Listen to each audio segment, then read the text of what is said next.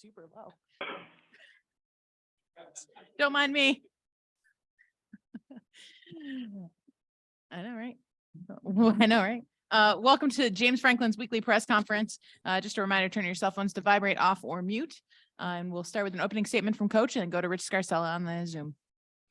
So like always, appreciate everybody coming out, either here in person or online, covering Penn State football. Appreciate that.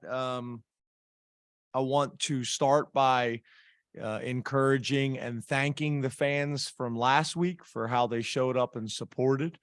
I'd like to start by encouraging them to do the same thing this week. It's going to be important that we have a significant home field advantage. I'd also like to send my thoughts to the family of former PSU linebacker Bonnie Beiju.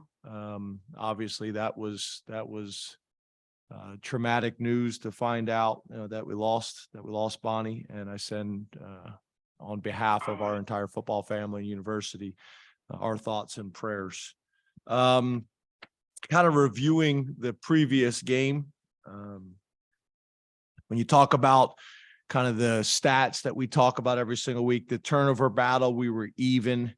The penalty battle, we won. And to me, this was significant. There was a bunch of this that I don't feel like it was talked about a whole lot, but Minnesota entered the game #1 nationally in fewest penalties. So winning that was important. And again, that'd be another kind of opportunity to reinforce the impact that the fans had on the game, especially when you're playing an offense that is designed to stay on schedule. I think that had a major factor in the game. Drive start battle, we lost by 1 yard. The sack battle, we won that.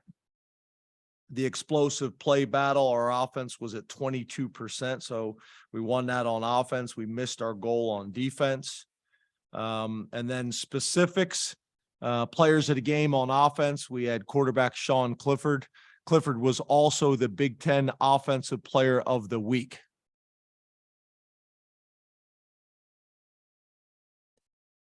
On defense, winner was Curtis Jacobs, linebacker. On special teams, linebacker Dominic DeLuca. The D squad players of the week, Ben Hartman, offensive lineman. And then I know these are a lot of names, but our coaches really felt that our scout wide receivers really did a good job and prepared us. That's Jan Mollert, Jason Estrella, Anthony Ivy, Jake Spencer, Mason Stahl, Tyler Johnson, Caden Saunders, Patrick Williams, and Robert Rossi all did a tremendous job. And I tried to talk them out of listing so many guys, but they felt strongly about it. Defensively, Devon Townley and Christian Driver. And then on special teams, Jason Estrella. So that's kind of reviewing some of the game. The last few points I would say is I just was very pleased with the entire organization and how we responded, players, staff, coaches. I thought PJ Mustafer's leadership and vocal presence all week long in meetings and practice, I think was really important. And I thought he made a huge impact. I thought we played fast and aggressive. You watched on tape. We were back to playing fast and aggressive. And then a couple other things, again, that I don't know if this was covered much with the media or not. But Minnesota's offense on third down was ranked #1 nationally at 66%. We held them to 15%, 2 of 13. That was huge. We talked about getting off the field on defense on third down and staying on the field on offense. And then Minnesota's defense was also ranked #1 in the country nationally, holding other offenses to 22%. And we were 46% on the day. And then Dom DeLuca's block punt was a big play.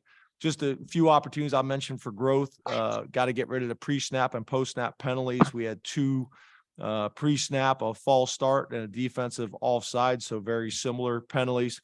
And then we had an unsportsmanlike conduct post-whistle. So those were the big things. And then probably the last thing is we got to start fast on offense. That's in practice, that's in jog throughs, and then obviously that's in games.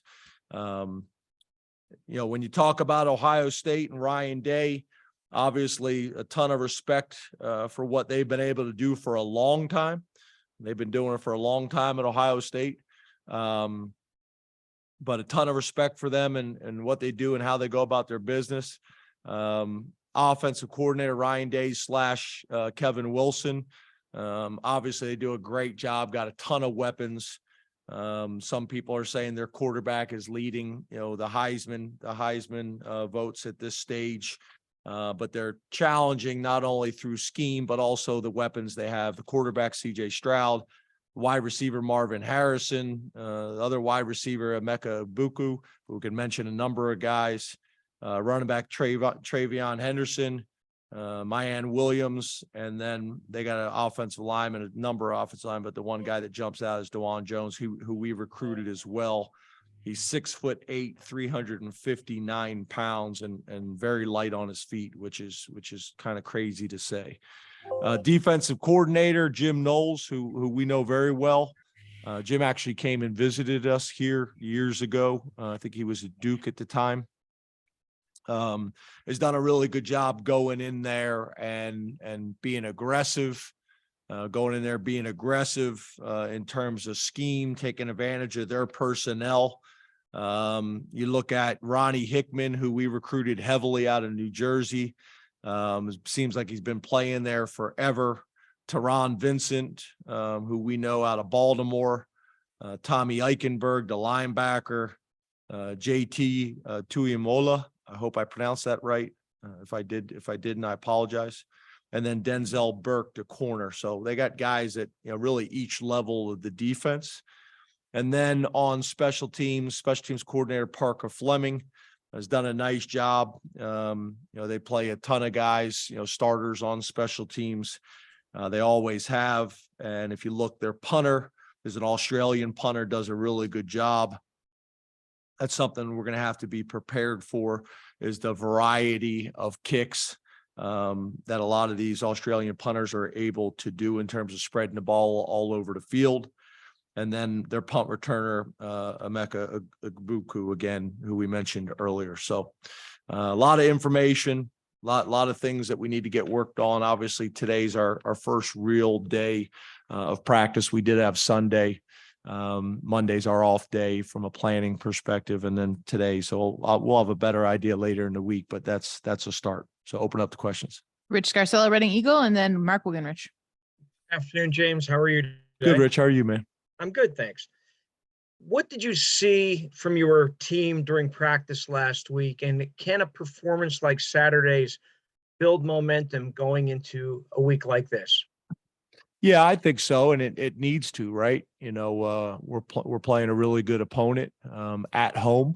We did some really good things to build on last week that we should have confidence from and momentum from, and we need to build on it. We need to get better, today in practice. We need to get better all week in terms of our preparation and how we practice and how we coach.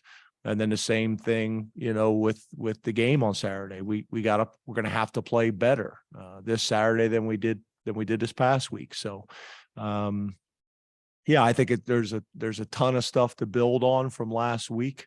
There's a bunch of stuff watching that tape to be excited about and to show the team, and we got to build on it for sure. Mark Wigenrich, all Penn State, and Frank Bodani. Hi, James. How are you? Good. How are you, Mark? Good, thanks. 2018, after that 2018 Ohio State game, you outlined the steps that Penn State had to take to become elite. Where are you on that timeline right now? Yeah, I think obviously a lot of things have changed since then. I think obviously we talked a lot this off season about, new president and Dr. Ben DePuti, and new athletic director and Pat Kraft. That factors into all of this. There's no doubt about it. I think there's things within our program that you look at, whether it's from a development standpoint, whether it's a facility standpoint, whether it's a nutrition standpoint, whether it's recruiting, all the things that you talk about in terms of building a program. I think some areas we have made significant progress in, and others, we still have work to do. So I think in a lot of ways we've taken some steps in the right direction, but there's still some areas that we need to get resolved, and that's why I think I've voiced this over and over again, the excitement I have for the leadership that we have in those two positions, and that's with total respect and appreciation for the past as well. Frank Bodine, New York Daily Record, and Mike Gross. Hey, good afternoon, James. Good. How are you? Real good. Could you evaluate your pass rush so far overall? Are you coming up short at all in any part of that? And if so, how do you think that can get better as we go here?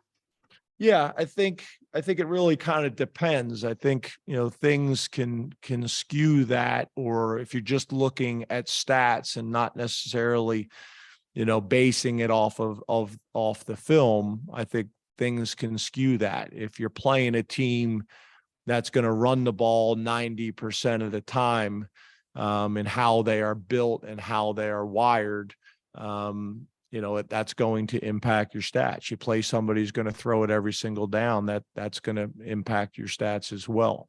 So I think overall, our ability to affect the quarterback, whether it's through sacks, pressures, or tight coverage, has been good. I think you look at our completion percentage against our defense, that is not just because of our defensive backs. That's also because of pressure and making the quarterback uncomfortable in the pocket. So would we like more flat out sacks? Yes. Would we like more tackles for a loss? Yes. But overall, I think when you evaluate the whole picture, pretty good. Mike Gross, Lancaster Newspapers, and then Donnie Collins. Good afternoon, James. How are you? Good, Mike. How are you, man? I'm good, thanks. When you mentioned that Sean was the Big Ten Offensive Player of the Week, then there was sort of a long pause there, and I wonder. I think that may have just been your Wi-Fi. Oh, okay, all right. Is this the backup quarterback is always popular with the fans? That's sort of a football cliche. Is there anything about this situation that's a little different? Do the fans, some reason this is unique to Penn State, why they maybe don't appreciate Sean as much as you do? Yeah, I'm spending my energy, all of my energy, on getting ready to play a really good Ohio State team. I'm pouring all my energy into loving and supporting my players and staff, and focusing on things that I can control and impact. That's where all my energy is focused on, is supporting my staff, supporting and loving the players, and focusing on getting ready for a really good Ohio State team on offense, defense, and special teams, and those other things. I'm not spending any time on, because, to be honest with you, unless you have something for me or somebody else, I don't see how I can impact that. Donnie Collins, Scranton Times-Tribune, then Corey Geiger. How you doing, James? Hey, Donnie, how are you, buddy? Pretty good. Parker, after What the does your game- shirt say? It's the Blues. Oh, the Blues. Yeah, I got it in English. Parker said after the game that you guys that he felt that the offense runs its best when it's in its tempo, when it's doing good work in the tempo offense. And I was wondering, what are some of the things that kind of lead to that for you guys, lead to you kind of having success there? Some of the outside ingredients outside of just getting the play in fast and snapping it quickly.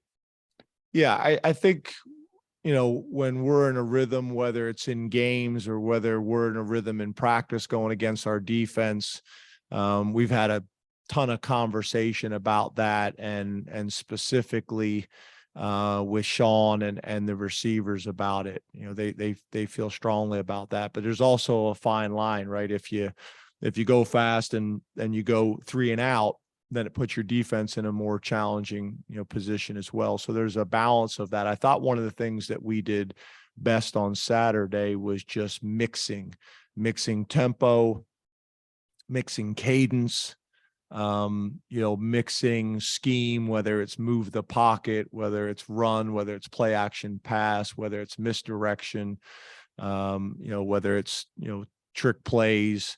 I thought we had a really good mix of keeping them kind of off balance and uncomfortable. And the funny thing is, what I try to say all the time is, say you tweak a run scheme, a counter, or say you run a reverse. We ran a reverse and we got 6 yards.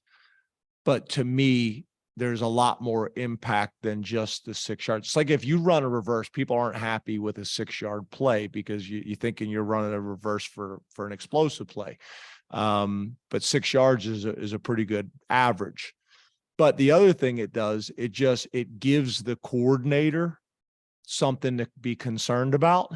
And it gives the defenders, specifically the linebackers. And when you're playing a team like Minnesota, who they're a quarters team and the safeties are really involved in the run support, it gives those guys pause, whether it's reverses, play action pass. So now when you go back to your normal runs, they're not fitting it the same way, with the same confidence and speed as they would without those plays being run. So I think there's a ton of value in that. And to me, that's what we did best on Saturday, and we need to continue to do. Corey Geiger, DK Pittsburgh Sports, and then Johnny McGonigal. James, this is kind of a long-winded question about roster construction. Hi, Corey. Hi, how are you? Good. You've always competed well against Ohio State, and they're kind of the team at the top, so you got to do things to compete well against them. You'd said earlier, if you play a team that runs 90%, stats will be different. I'm just curious, how much concerted effort over the years has been, hey, we got to do what Ohio State does. We got to be able to stop it. But then if you play other teams, maybe like a Michigan that runs more, is your roster always set up for every other kind of team? How difficult is that when you're constructing a roster?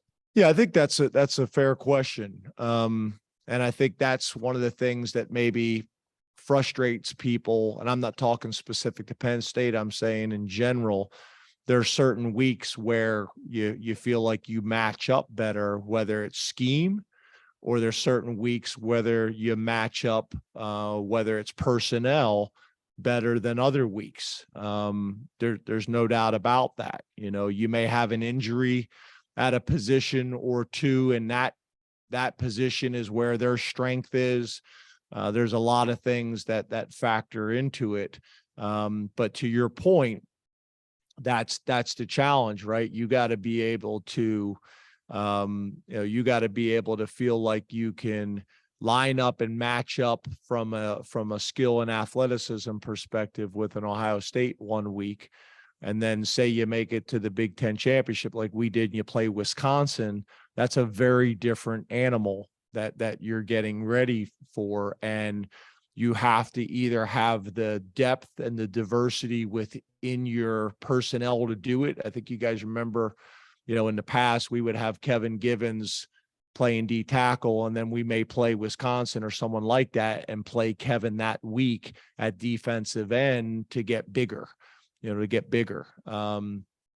So either having the personnel to be able to make some moves like that, or obviously some scheme things that you're going to have to do different to put your players in the best position to be successful.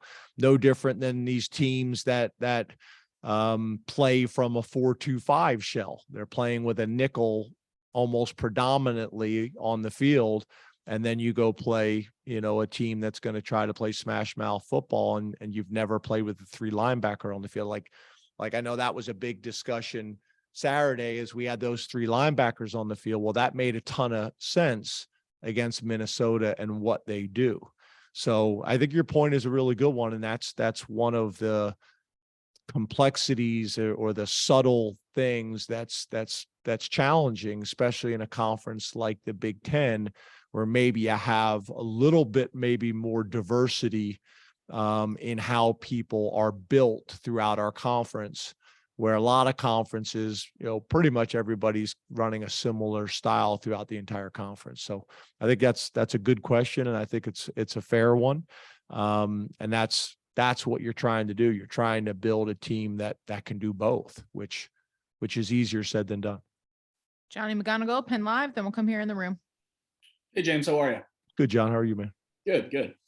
Given what you have with Joey, Kalen, Johnny, everyone in that secondary, is this the most confident you felt in a secondary going into a matchup with Ohio State, who, historically in your tenure has had really good quarterbacks and wide receivers and a good passing game? Yeah. I'm not sure about that because I hadn't really kind of thought about it, but I think your point is that, maybe you could make the argument the strength of our defense, is in the secondary. If you were ranking, kind of all three levels, that's a strength of ours for sure. We have a lot of confidence in those guys and we're going to need it. But I also know that these guys are talented enough up front and at tight end and at running back that, if you put too much of an emphasis on that, they can beat you the other way too by running the ball. So they do a good job of being balanced. I think at the end of the day, their trigger man, is what makes him go. He's the one that distributes the ball to all those different playmakers and does a really good job doing it. He throws on the run as well as he throws from the pocket, which is somewhat unusual.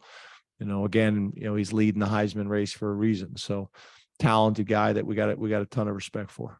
Mark. Hey, James. How we doing? Doing great. A year and a half ago, not even, when Katron and Nick committed to Penn State, you guys had a loaded running back room with guys who had significant eligibility remaining. What did it say about them to be willing to join that room? And how fortunate do you feel now that you took two kids when you look out in the game last week and they're your only two healthy scholarship running backs? Thanks. Yeah. To be honest with you, that's really how, we want to be at every position. We want to not only have the depth and talent to compete week in and week out, but we also want to recruit guys that aren't scared, based on the room that they're coming into, that they're choosing Penn State because of the academics and the campus and the environment and the culture. And they say, look, I'm going to come to Penn State and I'm going to compete. And if I plan on playing at the next level, that's going to prepare me for that and get me used to that. So yeah, I think that was a factor for sure. I loved how those guys approached it. It never really, impacted them. But to be honest with you, the schools that they were being recruited by, it was pretty much similar at all those places. So that kind of takes it out of the equation for the most part. In the back end. Coach, you kind of already touched a little bit on this with Abdul starting on Saturday. Is that a lineup that you think is more long-term legs, or is this continue to be a week-to-week decision? Yeah. To your point, I think I kind of said that it really depends on who you play. If you look around college football and the NFL, most people are not playing with three linebackers on the field because they're in 10 or 11 personnel. And now, okay, it's great to have a linebacker that's really good at stopping the run, but now he's not being asked to stop the run. He's being asked to cover Parker Washington out in space. So it's all based on what we need to do to not only get our best players on the field, but also our best players in the field based on the matchup and the scheme and the personnel that we're playing. Tyler. James, you needed to do some mixing and matching on the offensive line on Saturday with some guys coming to the sideline, some guys not available. I'm curious what you felt you learned about that unit over the course of those 4 quarters, and specifically a couple guys who had to step up in Vega and then Bryce. Yeah, Bryce, I think you guys know we love Bryce. We view Bryce as a starter for us.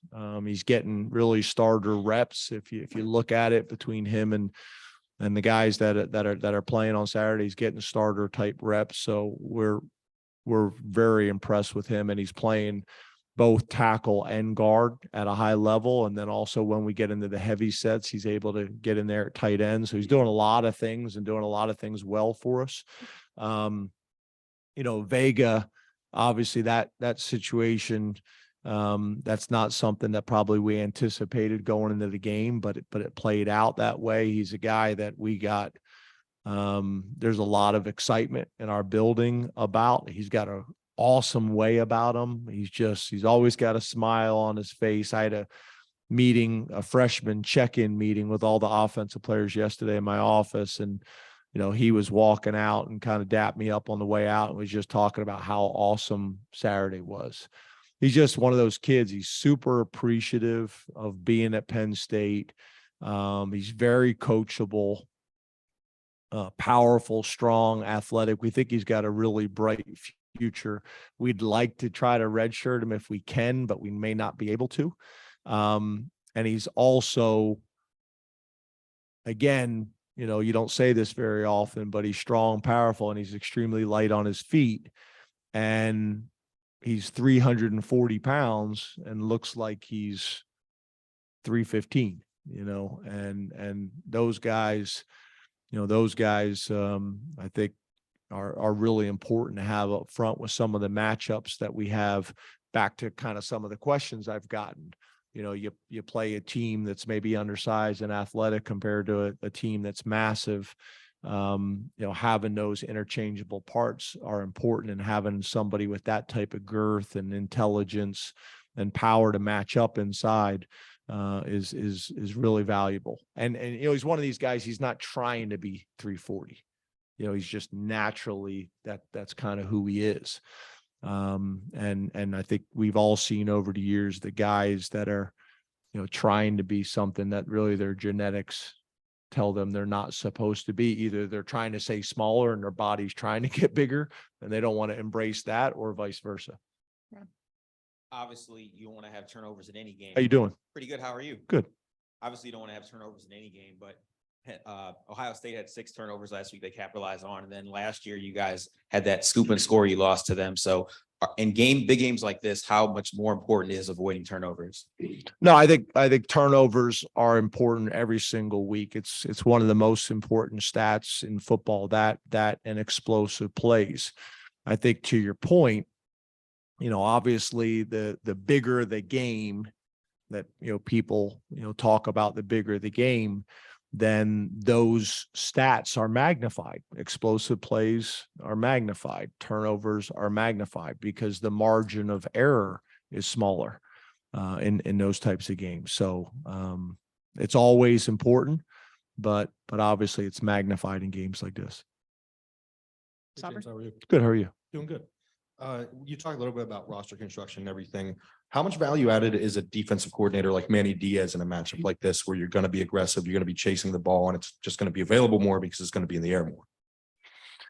Yeah. I'm not sure if I want to make sure I'm understanding where you're coming from with this question. Yeah, just sort of what is the value added of his mentality, like the aggressiveness and attacking the ball, trying to force more turnovers rather than maybe sitting back, playing coverage, being comfortable sort of in a complacent situation?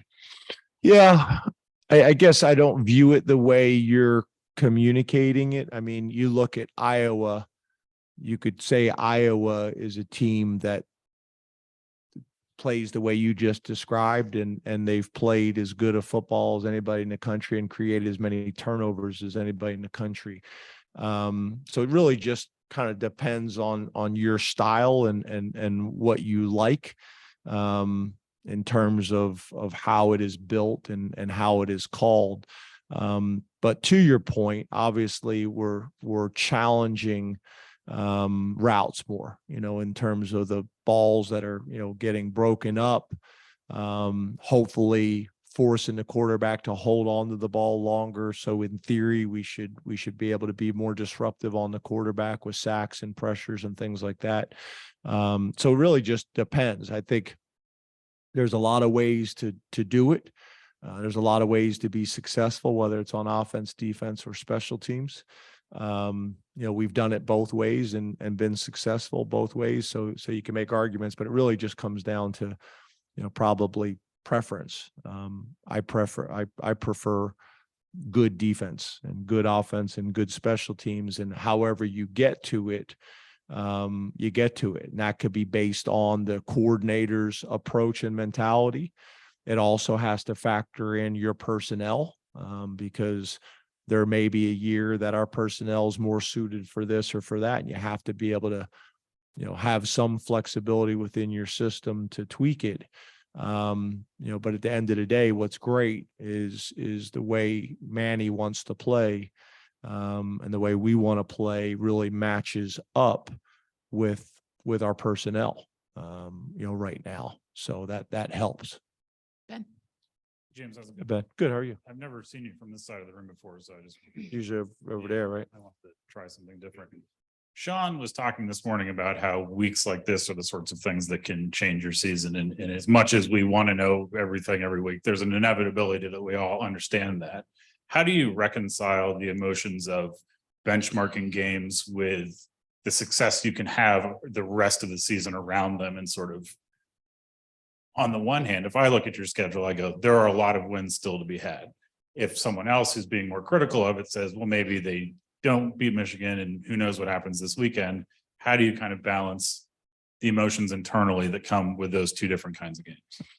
Yeah, I think that's kind of where our process, we lean into so much, because that's the challenge, right? Everybody's being told from every different source, whether it's friends or family members or social media or sending the players into a press conference, the type of questions they get, they're constantly being told,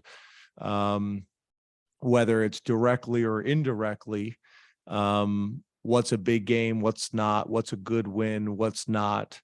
And we just try to avoid that as much as we possibly can and stay consistent with how we go about things. Because that can have a huge impact. That can have a huge impact on you making certain games too big based on what you're being told, or overlooking someone else. So, we just try to lean into that process as much as we possibly can. Now, that doesn't mean it's like we're putting our head in the sand and we don't recognize, like we recognize, the players recognize, we talk about it. They know what it is. So it's not like, it's not like we're sitting here trying to, it's not like we're trying to like deceive them, like, try to send them on a path that is not as real and accurate. Okay, let's recognize what it is.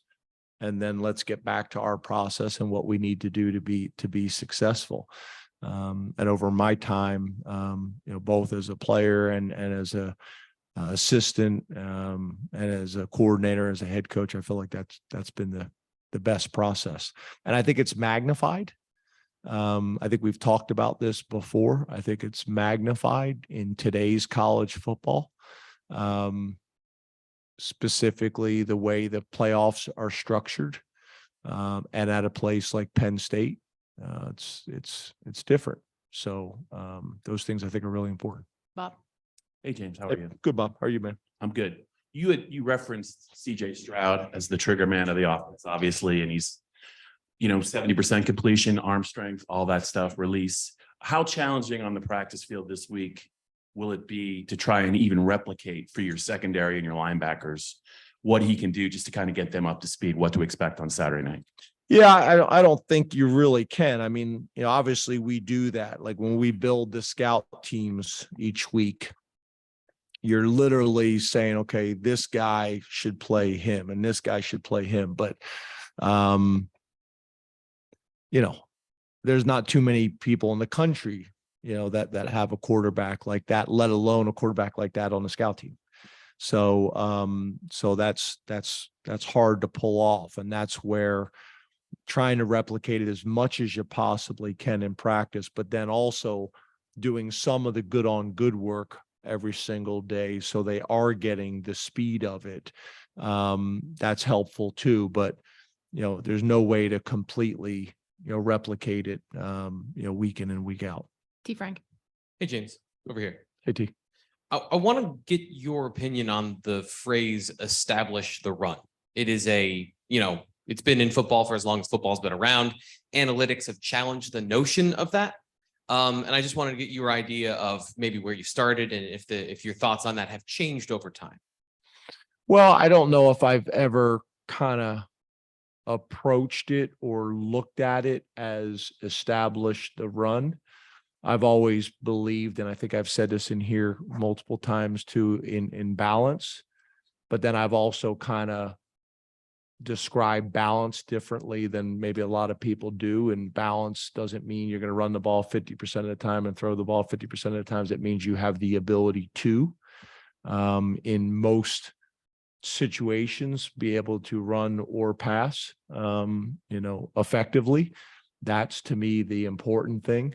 And then that puts you in position to set up the play action passes and things like that. So I've never really talked about kind of that as being a philosophy of ours. It's been more about having enough balance and having enough diversity within our offense that we can do either and be able to play a style that we have to with whatever the game dictates to win.